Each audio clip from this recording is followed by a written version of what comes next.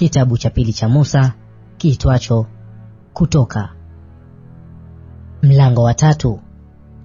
Basi huyo Musa alikuwa akilichunga kundi la Yethro mkwewe, kuhani wa Midiani. Akaliongoza kundi nyuma ya jangwa, akafika mpaka mlima wa Mungu, hata Horebu. Malaika wa Bwana akamtokea katika mwali wa moto uliotoka katikati ya kijiti. Akatazama, na kumbe kile kijiti kiliwaka moto, nacho kijiti hakikuteketea. Musa akasema, nitageuka sasa niyaone maono haya makubwa, na sababu kijiti hiki hakiteketei. Bwana alipoona ya kuwa amegeuka ili atazame, Mungu akamwita kutoka katikati ya kile kijiti, akasema, Musa, Musa. Akasema, mimi hapa. Naye akasema, usikaribie hapa. Vua viatu vyako miguuni mwako, maana hapo unaposimama ni nchi takatifu. Tena akasema, mimi ni Mungu wa baba yako, Mungu wa Ibrahimu, Mungu wa Isaka na Mungu wa Yakobo.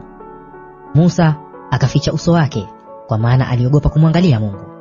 Bwana akasema, hakika nimeyaona mateso ya watu wangu walioko Misri, nami nimekisikia kilio chao kwa sababu ya wasimamizi wao, maana nayajua maumivu yao.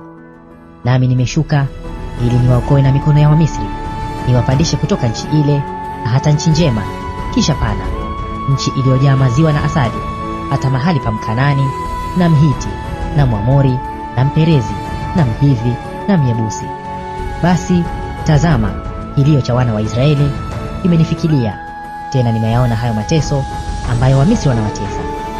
Haya basi, nitakutuma sasa kwa Farao, ili upate kuwatoa watu wangu hao wana wa Israeli katika Misri. Musa akamwambia Mungu, mimi ni nani hata niende kwa Farao nikawatoe wana wa Israeli watoke Misri? Akasema, bila shaka mimi nitakuwa pamoja nawe, na dalili ya kuwa nimekutuma ndiyo hii: utakapokuwa umekwisha kuwatoa hao watu katika Misri, utamwabudu Mungu katika mlima huu. Musa akamwambia Mungu, tazama, nitakapofika kwa wana wa Israeli na kuambia, Mungu wa baba zenu amenituma kwenu, nao akaniuliza, jina lake ni nani? Niwaambie nini? Mungu akamwambia Musa, mimi niko ambaye niko. Akasema, ndivyo utakavyowaambia wana wa Israeli, mimi niko amenituma kwenu. Tena Mungu akamwambia Musa, waambie wana wa Israeli maneno haya: Bwana Mungu wa baba zenu, Mungu wa Ibrahimu, Mungu wa Isaka, Mungu wa Yakobo amenituma kwenu. Hili ndilo jina langu hata milele, nalo ni kumbukumbu langu hata vizazi vyote. Enenda ukawakusanya wazee wa Israeli pamoja, ukawaambie, Bwana Mungu wa baba zenu, Mungu wa Ibrahimu, Mungu wa Isaka, Mungu wa Yakobo amenitokea, akaniambia, hakika nimewajilieni, tena nimeyaona mnayotendwa huko Misri. Nami nimesema, nitawapandisha kutoka katika mateso ya Misri na kuingiza katika nchi ya Mkanani na Mhiti na Mwamori na Mperizi na Mhivi na Myebusi, nchi ijayo maziwa na asali. Nao watakusikia sauti yako, nawe utakwenda wewe na wazee wa Israeli kwa mfalme wa Misri na kumwambia, Bwana Mungu wa Waebrania amekutana nasi.